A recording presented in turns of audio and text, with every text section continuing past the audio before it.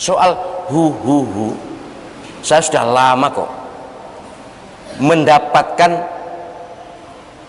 pelajaran atau yang pelajaran tidak langsung dari ayah saya, dari ibu saya, dari keluarga saya, ada tarekat zikirnya hu. Sudah saya jelaskan, baik saya ulang penjelasannya. Saya tidak berani mengamalkan zikir itu. Mengapa? Karena saya tidak tahu dasar hukumnya, tidak tahu dalilnya. Padahal ini soal agama. Saya hanya berani kalau soal agama mengamalkan apa yang ada dalilnya, baik dalil nakli maupun dalil akli. Tapi kalau ibadah harusnya dalil nakli, dalil teks nas Al-Quran atau hadis, atau sebenarnya penjelasan para ulama terhadap Al-Quran atau hadis. Saya tidak berani mengamalkan, tidak mengamalkan, dan orang tua saya juga saya harap tidak mengamalkan. Ya sekali masalahnya karena tidak tahu dalilnya, belum tahu dalilnya, dan setahu saya sampai dewasa ini tidak ada dalilnya. Nabi Muhammad SAW dan para sahabat tidak mengamalkan zikir hu. Wes. Tetapi saya tetap bisa menghargai orang itu, orang yang mengamalkan itu, tetap bisa menghargai itu, apalagi kalau sudah dijelaskan.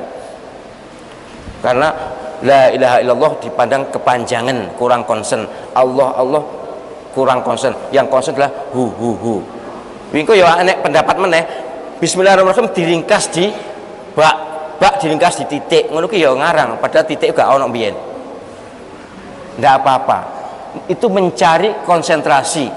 Tapi sadarlah bahwa masalah agama hendaknya kita ngikut yang pembimbing utama kita, yaitu Rasulullah Muhammad SAW. Bimbingan terbaik, teraman, terselamat dalam kaitannya dengan pengamalan agama adalah Nabi Muhammad SAW. Bisa melalui para ulama, asal para ulama itu juga dalam mereka menjelaskan bimbingan Nabi, bukan ngarang sendiri. Kalau ngarang sendiri nanti wilayahnya sudah wilayah berbeda.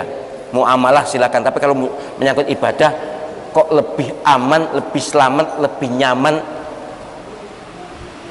kalau pasti jelas bimbingannya. Seperti ini nanti KSS, kuliah solusi spiritual, kan kita explore, kita expose, kita deklarasikan semua yang kita amalkan berdasarkan bimbingan Al-Quran dan Al-Hadis. Yang tidak tentu kita off-kan, bukan kita anggap sesat, tidak kita anggap bodoh, tidak kita menganggap kafir, tidak, tapi kita tidak setuju, kita tidak memakai.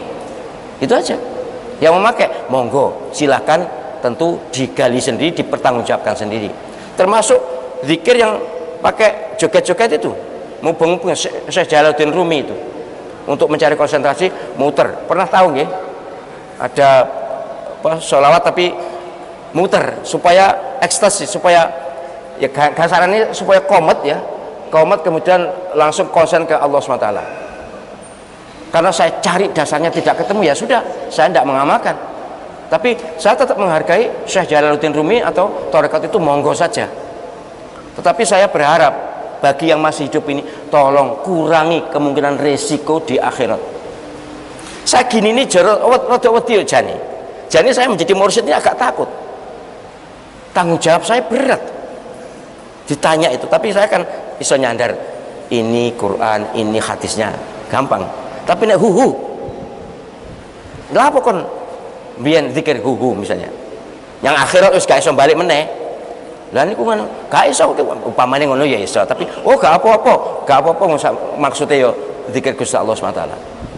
Tapi kalau sudah menyangkut spiritualitas, menyangkut metafisika, menyangkut ghaibiyat, bagi saya dasarnya hanyalah Al-Quran atau hadis sahih, tanpa menghilangkan penghargaan saya pada para ulama yang berbeda. Tidak usahlah ada celah mencela, tidak usahlah ada kafir mengkafirkan, tidak usahlah ada kata sesat menyesatkan. Kita semua juga sama-sama tidak tahu kan pastinya gimana nanti di alam kubur.